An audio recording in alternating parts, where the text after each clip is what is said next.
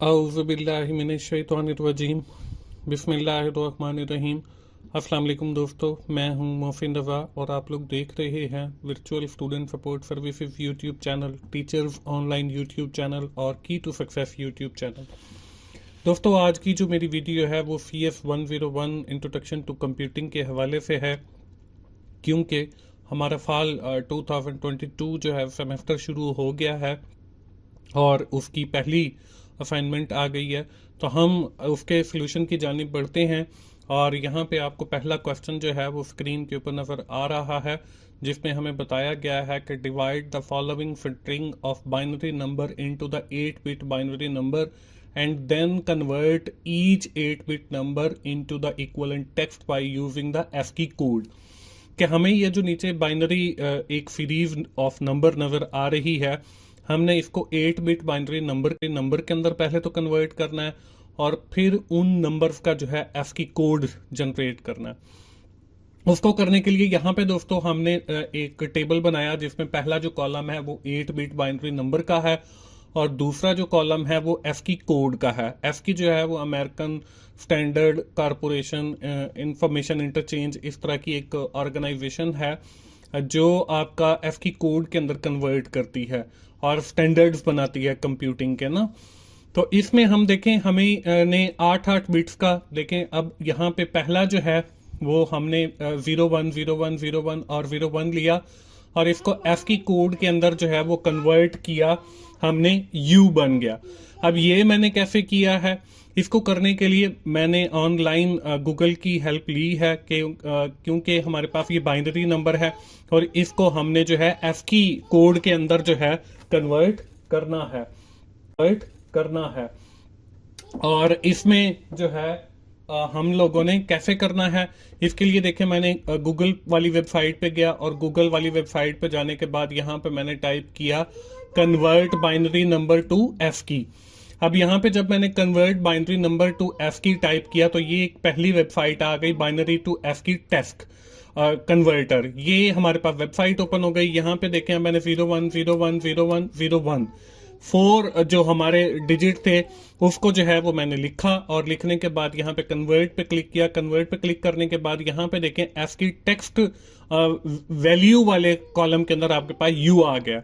इसी तरह आप जो है बाकी के डिजिट को भी लें तो अगला जो 8 बिट बाइनरी हमारे पास नंबर है वो है 01 10 11 10 और इसका जो है वो स्मॉल के अंदर N जो है ASCII कोड आया।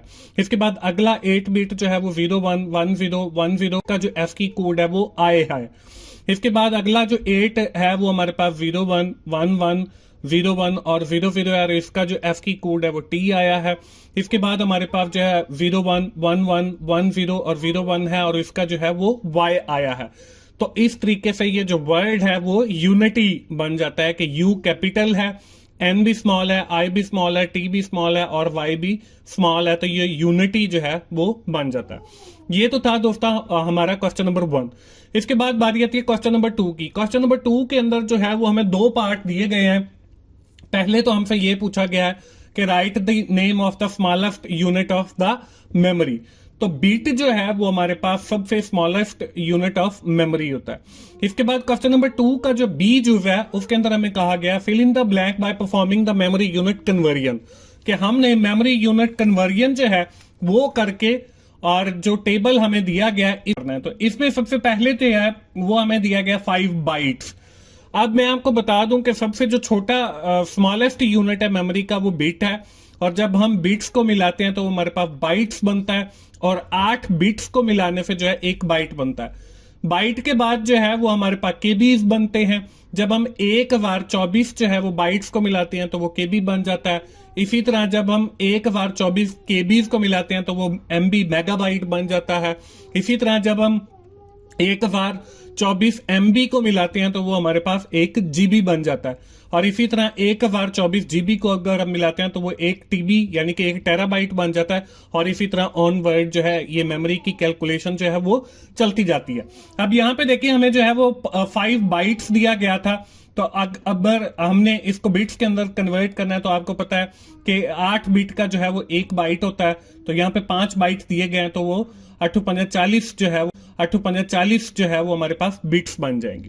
इसी तरह हमें जो दूसरा दिया गया वो 10 KB दिया गया। अब हमने इसको बाइट्स के अंदर कन्वर्ट करना है, तो हम जो है 1024 को मल्टीप्लाई करेंगे 10 के साथ, तो वो देखें 10240 बाइट्स हमारे पास बन गए।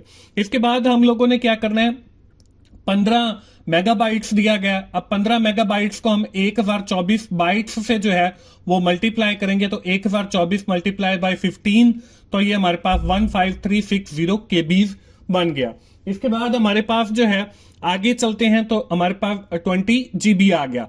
अब देखें हमने जो है यहाँ पे इसको 1024 से जो है वो मल्टीप्लाई करना है, तो 1024 मल्टीप्लाई बाय 20, तो ये हमारे पास 20480 MBs बन गया। ये हमारे पास 20,480 MB आ गया। इसके बाद हमारे पास जो है देखें 25 टेराबाइट्स आ गया। को हमने जीबी के अंदर अगर कन्वर्ट करना है, तो 1024 मल्टीप्लाई बाय 25, तो ये हमारे पास 25,600 जो है ये हमारे पास जीबी बन गया। तो इस तरीके से हमने अपना क्वेश्चन नंबर 2 जो है वो कंप्लीट करना है। इसके बाद दोस्तों हमारा है क्वेश्चन नंबर 3। अब क्वेश्चन नंबर 3 जो है वो थोड़ा सा कॉम्प्लेक्स है। पहले जो 2 क्वेश्चन है वो बहुत इजी थे।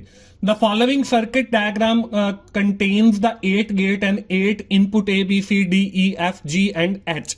You need to carefully observe the diagram and determine the input to produce 1 at the output.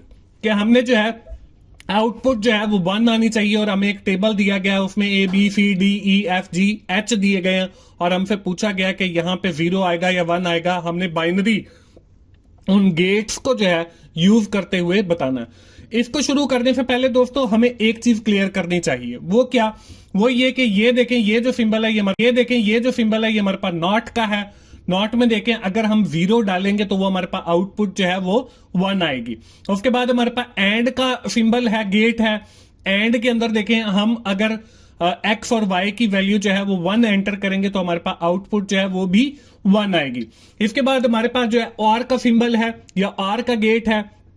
अब इसमें देखें हम 1 और 0 एंटर करेंगे तो हमारे पास जो आंसर है वो 1 आएगा। इसके बाद हमारे पास एक्स और का गेट है। एक्स और के गेट में देखें एक्स और वाई की जो वैल्यू है वो 1 और 1 अगर हम एंटर करेंगे तो हमारे पास आउटपुट जो है वो 0 आ जाएगी। ये जब आपको समझ आ जाएगा तो इस वाली जो पिक्चर है जो हमें क्वेश्चन के अंदर दी गई है क्वेश्चन नंबर 3 के अंदर, इसको समझना बहुत आसान है। अब देखें हमने इसको एंड से स्टार्ट करना है क्योंकि इसने आउटपुट जो है फाइनल आउटपुट वो हमें 1 दी हुई है। तो यहां पे देखें फाइनल आउटपुट पे मैंने 1 लिखा। अब ये देखें ये जो हमारा गेट है ये हमारे पास एंड का गेट है। अब एंड में देखें आउटपुट में जो 1 उस वक्त आएगा जब दोनों इसकी इनपुट जो है वो 1 होंगी। तो यहां पे देखें यहां पे भी मैंने 1 लिख दिया और यहां पे भी मैंने 1 लिख दिया और आउटपुट जो है हमारी 1 आ गई। इसके बाद अगर हम पीछे जाते हैं तो यहां पे भी एंड का गेट है और यहां पे भी एंड का गेट है। तो यहां पे आगे देखें इसकी आउटपुट भी 1 है और यहां पे इसकी आउटपुट भी 1 है। तो इसका मतलब ये है कि इनका जो स्टार्टिंग है वो भी 1 होगा। तो यहां पे देखें यहां पे ऊपर भी 1 लिखा आगे भी 1 लिखा, तो इसकी एंड गेट से जब ये गुजरेगा तो आउटपुट 1 आएगी। इसी तरह नीचे आते हैं तो यहां पे भी 1 लिखा यहां पे भी 1 लिखा, ये जब एंड गेट से गुजरेगा तो इसकी आउटपुट भी जो है 1 आ जाएगी। इसके बाद देखें आगे जो है हमें नॉट का गेट दिया गया, तो यहां पे नीचे भी नॉट का गेट दिया गया है। अब यहां पे देखें हमने ये पढ़ा है कि अगर हम 0 की वैल्यू एंटर करेंगे तो वो इसको कन्वर्ट कर देगा 1 के अंदर, तो वो उसको कन्वर्ट कर देगा 0 के अंदर। और इसी तरह वाइस वर्सा है कि अगर 0 एंटर हो रहा है तो 1 आ जाएगा। अब यहां पे देखें जहां पे ये गेट लगा हुआ है तो यहां पे भी 1 है और नीचे भी 1 है। इसका मतलब ये है कि नॉट गेट के शुरू के अंदर जो है वो 0s हैं, कि यहां पे भी हमारे पास 0 है और यहां पे भी हमारे पास 0 है। तो ये हमारे पास 1 आ गया और इस वाले गेट के ऊपर भी 1 आ गया। इसके बाद आगे चलते हैं तो आगे देखिए हमारे पास सबसे पहले एंड दिया हुआ है और आगे जो आउटपुट है उसकी वो 1 है। तो इसका मतलब ये है कि यहाँ पे स्टार्टिंग के अंदर 1 और 1 होगा तो एंड की जो आउटपुट है वो 1 आ जाएगी। इसी तरह ये हमारी जो सिंबल दी गई है ये और की दी गई है। और में देखें हमारी जो आउटपुट आ रही है वो 0 आ रही है। तो यहाँ पे अब जीरो कैसे आएगा? जब हम यहाँ पे जीरो और जीरो लिखेंगे तभी हमारी जो आउटपुट है वो जीरो आएगी, क्योंकि यहाँ पे अगर हमने देखें इस वाली ब्लैक पिक्चर के अंदर, तो यहाँ पे अगर एक वन है तो हमारी जो आउटपुट है वो वन हो जाएगी। तो यहाँ पे दोनों जीरो हैं तो यहाँ पे आउटपुट भी जीरो आ जाएगी। इसी तरह ये लास्ट वाला जो गेट है ये भी इसी तरह आएगा, और ये एंड गेट है तो एंड गेट की फिर वो ही है कि शुरू में हमने दोनों जो इनपुट है वो हमने वन और वन एंटर की, तो हमारे पास जो है ये वाली जो है एंड गेट गुजरने के बाद वन आउटपुट आ गई। और यहां पे भी एंड के अंदर देखें एक्स और वाई की जो वैल्यू है वो वन वन होगी, तो हमारी वी जो है वो आउटपुट वन आएगी। इसके बाद आखिरी जो गेट है दोस्तों, मैं आपको बताता चलूं कि मेरा एक और यूट्यूब चैनल है, बहुत सारे दोस्तों ने देखा भी होगा, 24/7 टीचर्स ऑनलाइन। तो आप टीचर्स ऑनलाइन पे जाएं और वहां पे मेरे लेक्चर्स भी अवेलेबल हैं। आपका ये जो इंट्रोडक्शन टू कंप्यूटिंग का सब्जेक्ट है इसके लेक्चर वहां पे अवेलेबल हैं। आप वहां पे जाएं और उन लेक्चर से भी फायदा उठाएं, और कोशिश करें कि YouTube के ऊपर ही लेक्चर्स को देखा करें और सारी वीडियो को कंप्लीट देखा करें, ताकि मुझे भी कोई बेनिफिट हो और मैं इसी तरह आप लोग के लिए वीडियोस रिकॉर्ड करता रहूं। अब यहाँ पे देखें कि आप लोग जो है ये हमारा और का गेट है, तो और में देखें हमने दोनों जो है वो जीरोस लगाए, तो यहाँ पे ऊपर भी जीरो है नीचे भी जीरो है, और उसकी आउटपुट जो है वो भी जीरो आ गई। अब हमें जो क्वेश्चन के अंदर टेबल दिया गया था वो कुछ इस तरीके से था कि A B C D E F G और H तक हमें दिया गया था। तो यहाँ पे देखें हमारे पास वो वैल्यूज आ गई हैं, वही हमने उठा के 1 1 0 0 1 1 और 0 0 हमारे पास आ गई, और ये यहाँ पे मैंने उठा के लिख दी हैं। इसी तरीके से हमारा जो क्वेश्चन नंबर 3 है वो दोस्तों वो भी कंप्लीट हो जाता है, और इसके साथ हमारी जो असाइनमेंट है वो भी कंप्लीट हो जाती है। उम्मीद है आप लोगों को समझ भी आ गई होगी और आप अपनी असाइनमेंट भी बना लेंगे। दोस्तों आखिर में मैं यही कहूंगा कि 24/7 टीचर्स ऑनलाइन को जरूर विजिट करें, और वहां पे इंट्रोडक्शन टू कंप्यूटिंग के जो लेक्चर्स अवेलेबल हैं उनसे भी फायदा उठाएं। तो दोस्तों मिलते हैं अगली असाइनमेंट के साथ, उस वक्त तक के लिए अल्लाह हाफिज।